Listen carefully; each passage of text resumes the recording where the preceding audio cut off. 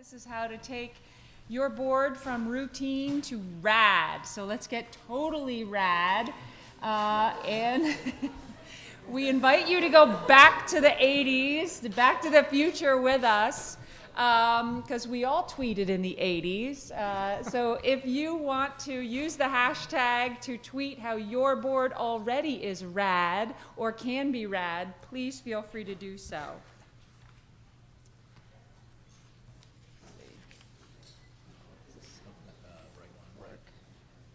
All right. So we're going to redefine RAD. And what RAD means, other than totally radical, is recruitment, accountability, and deliverables. And when Patrick and I really went through all the things we've been hearing from you, all of our work over our careers and helping build chapter boards, nonprofit boards, it boiled down to these three things: recruitment, accountability, and deliverables. So that's how we've organized this morning's presentation, and that's how we are defining RAD.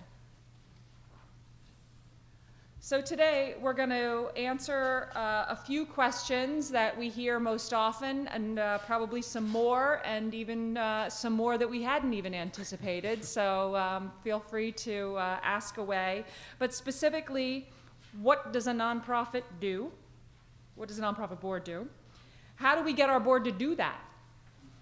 How do we recruit board members? How do we get our board to fundraise? How do we groom board leadership? What does a UNA chapter board have to do? How big should our board be? And as I said, everybody's favorite, and many more. So I like to start with a little inspiration whenever we gather together for a session. So I've gone through some of my favorite leaders to inspire us this morning. And I think as we're talking about building our high-performing board, this is appropriate. We must do that which we think we cannot. Eleanor Roosevelt. One of my favorite motivators, Vince Lombardi. Become better leaders. Make better decisions, achieve better results. And everybody's favorite leader, Patrick Madden.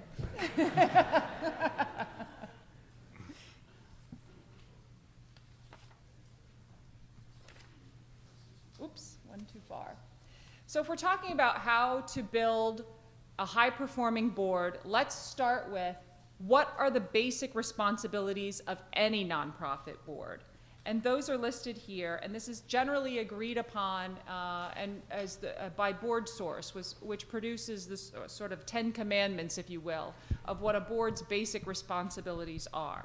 So obviously determine mission and purpose, ensure effective planning, monitor and strengthen programs and services, ensure adequate resources, protect assets, provide proper financial oversight, build a competent board, ensure legal and ethical integrity, enhance the organization's public standing, and then this applies only to a few of us here in the room, but select the chief executive and support and evaluate that chief executive.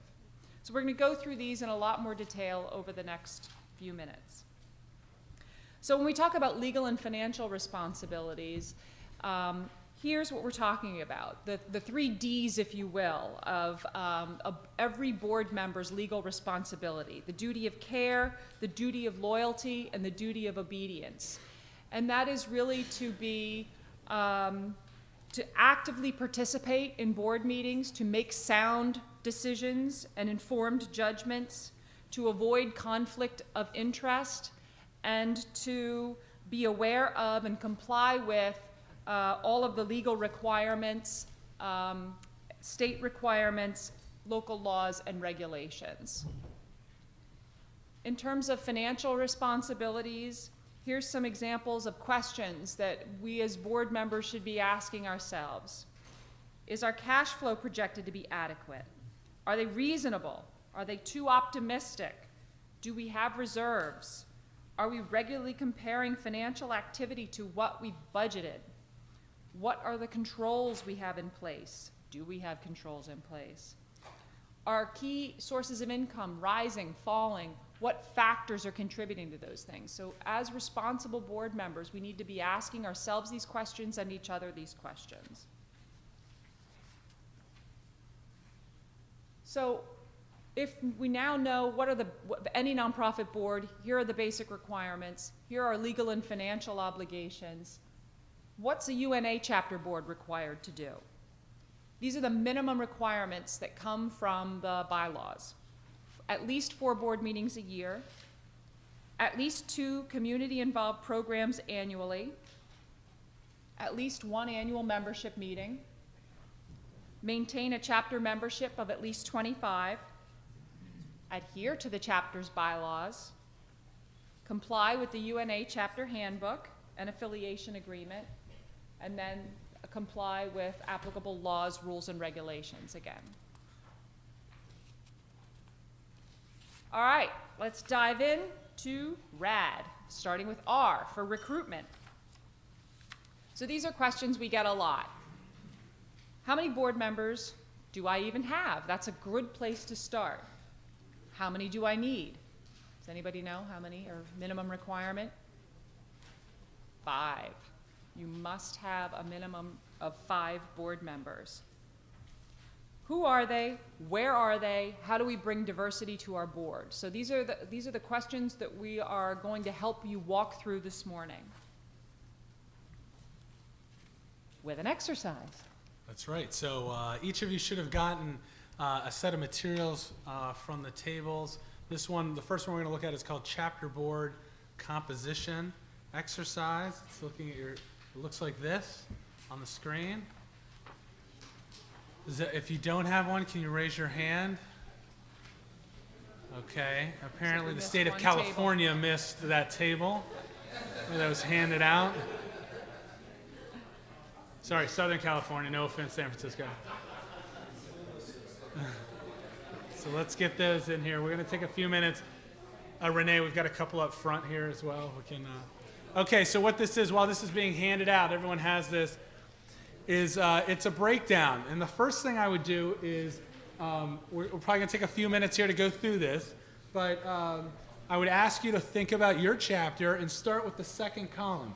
How many of these do I have? Male, female, age, different elements. You get on the second page, what kind of expertise do I have, and so forth.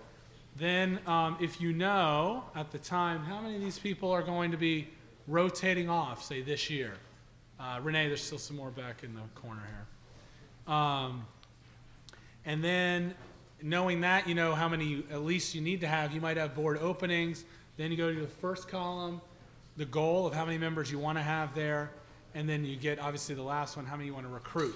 So let's just start. Let's take about 5 minutes here to have you work through this, to think through how many of these members do we have, and then how many do you want after you figure out how many they rotate off. So take a couple minutes, and then we'll get back together. Anybody else still need a copy? Based on the volume of discussion, how many people have done this exercise before? Excellent. Go Connecticut, DC. Excellent. So this is a very good exercise to do, snapshot. You can do it every year, but at least every other year, depending on the rotation of your board. Hopefully you will look at this now and say, even if you just filled out the second column, wow, our whole board is all women. That's interesting. Or we don't have anybody that has any fundraising or financial experience. And who's the treasurer? So it helps you identify what some of your needs are. And so now you know what you need. Let's talk about how do we find them. So before we go into our cheat sheet, let's have a couple folks shout out. How do you find board members? Raise your hand. I'm going to call on you, and we're going to shout out here just to move it along. Yes. For the first time ever this year, we had applications. I'm gonna repeat it. Just go ahead. You're fine. We had an application that we put out to various people, and we said that they could apply to be on our board. So they use an application process. Quite, yes, we got quite an extensive, wonderful group. A lot of new board members, and our board last year had really dwindled down and only a few were active. So I thought it was a very good activity. An application process, so it feels a little more And then we competitive. printed out the bios of these new people and had a potluck dinner at our house and installed them. Great. Anybody else? I thought I saw a hand back here. Yep, go ahead and step right up to the mic. Yep, keep on walking. Pat Hollander, Queens. We send all of our membership invitations to apply for the board, join the board, nominate themselves. But what we found most successful this year was we looked at all of our events, and we looked at the people who attended every event or most of the events and who offered to help out, and we personally twisted their arms to get them to join the board. What else? We had a Ginger, I think, has been back. Yes, we're on BoardNet USA and have obtained several board members that way. Most recently, we just had a new one, the one before this, who is, we hope will be our vice president for membership as soon as we get around to electing her. Came through that process, and she has superb computer experience, international experience, works with the city of New York. Great. And So, that seems to be a good recruitment method for us, and I really do encourage it, at least in markets where BoardNet USA seems to have a lot of action. Online tool, excellent, John.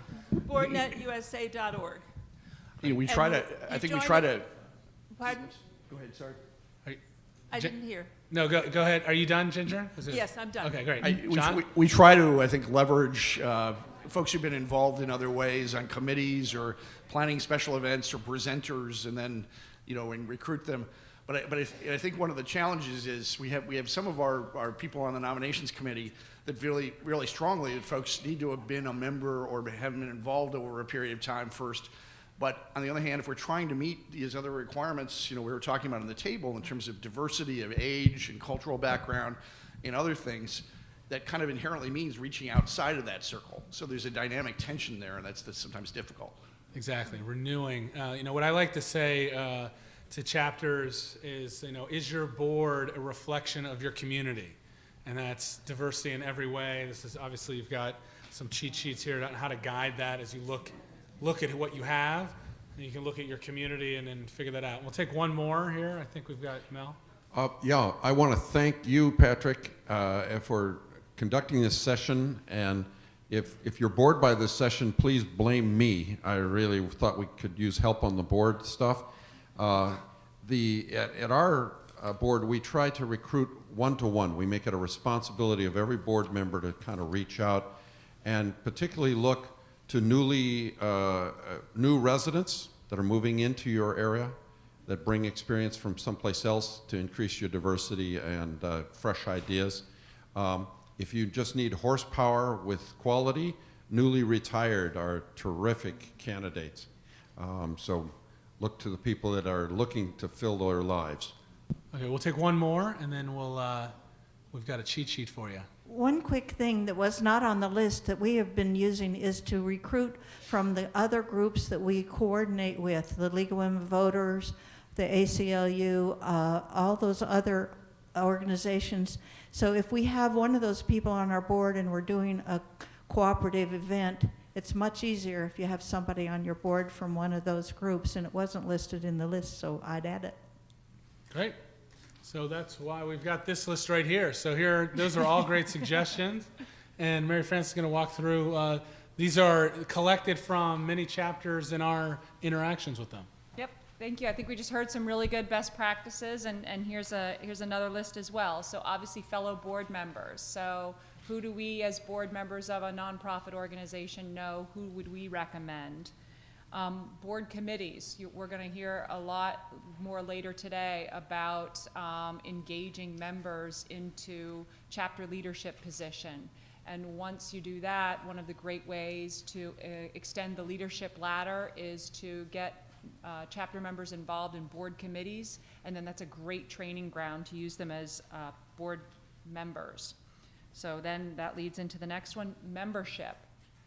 Looking at local businesses, volunteer banks, online and locally. These are great training grounds. In many cases, train individuals on how to be responsible board members. And in my own experience, some of the best board members I've ever worked with have gone through these kinds of trainings from volunteer banks or community foundations, where they undergo rigorous training on all of the requirements and really lay out what the responsibilities of individual board members are. Boards of like organizations. Eleanor, that's a little bit about what you were talking about. So who are board members of other organizations that would also be interested in being on our board? Local officials. Look to universities and colleges.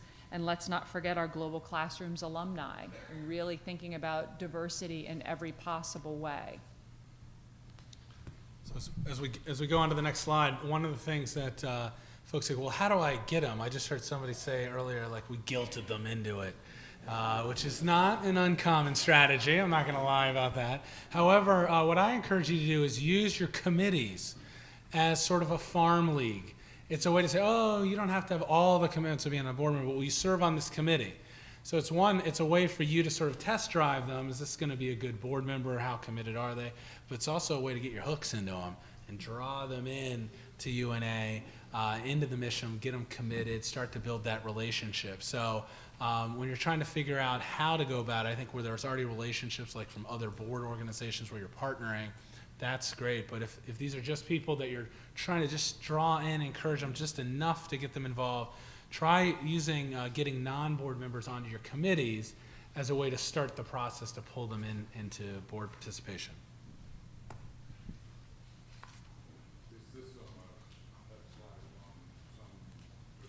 Yes. I don't know if it's in your toolkit actually, but we can. Yeah, sorry, he asked if that slide was in the toolkit, but I don't think it is, but we can add it to the one that's online. So here's the how, the checklist in front of you. Compile the target list. So you've started to do some of the legwork today in terms of what are the kinds of board members we need. So now you map that against who are they? So this is, you're starting to look at, who are we looking for in terms of the qualifications that they have, what they bring to the organization. So now who in our community fits those qualifications? And then once you as a board start the prospect list, who knows them? Who's the right person to ask them or to invite them to begin the conversation? And then you'd prioritize those asks based on what your most immediate needs are. If you don't have anybody on your board with a financial background and you're you need a treasurer position filled, that's a priority. You have a number of events coming up, but nobody with events planning expertise. So you sit with your fellow chapter members, identify what the priorities are. That helps prioritize which board members and which spots to fill immediately. Then you identify a board recruitment team, and this looks different depending on the chapter, but it usually involves the board chair or a chapter executive director, a recruitment or a nominations chair, or a volunteer board member who will take this and be point person on board recruitment efforts.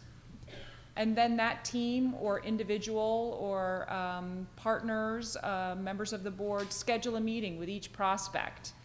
And this is the part where you don't tell them, oh, just be on our board, it's easy, you don't have to do anything. That's the opposite. I've seen that a lot. Raise your hand if you've done that. Mm-hmm. You actually want to do the opposite, and to help you do that, we strongly suggest a board contract. This is a best practice. I've worked with a number of organizations over the years to implement one that's right for them. Here's one that we suggest you take a look at as a chapter. And we've got some suggested minimum requirements listed here, and there is a sample in the toolkits as well. This is something that every board member should sign every year to reaffirm their understanding and commitment to these requirements, but it's also something that should frame the conversation when you're recruiting board members. So you should walk them through what your expectation is of every single board member. And at the end of the conversation, if they're still sitting there excited to be part of it, sign them up that moment. So in terms of what should be in the board agreement, again, they should be members of your chapter. Doesn't mean they need to be a member before you begin the conversation, but as part of their board service, they should be a paid chapter member. You should discuss with them your chapter's policy on an annual give-get. Each board member should make a contribution, a personal financial contribution to your chapter every year that is meaningful to them. That's for you and your board members to determine if that's a set amount, or if you use language like that, that leaves it open to the individual board member. The expectation that they will be ambassadors to the community.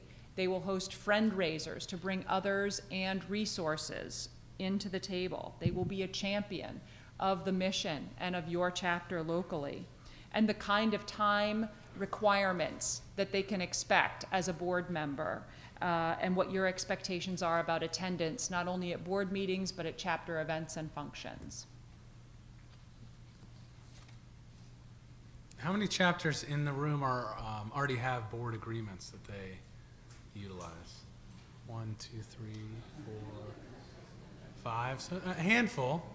That's great. So this is definitely a best practice.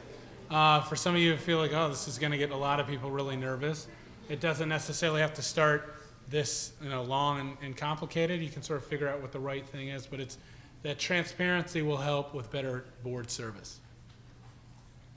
So to recap. So to summarize, and again, this is where we have this is for everybody in the room. So if you have a board that you don't think is functioning very well, look at do the board profile worksheet. You can do that as an executive committee, as a whole board. But so see if you have agreement about who we have on the board and what are you looking for in terms of recruitment. And then you want to work towards the board agreement and the board policies. And then again, if we want a high functioning board, you're looking at governance or a nominating committee that's really feeding and actively going out and seeking people in the community to feed into the board. And hopefully each year you have some sort of board retreat where you're looking at goal setting, you're looking at some of these higher level issues, and we'll touch on that a little bit more in a couple minutes.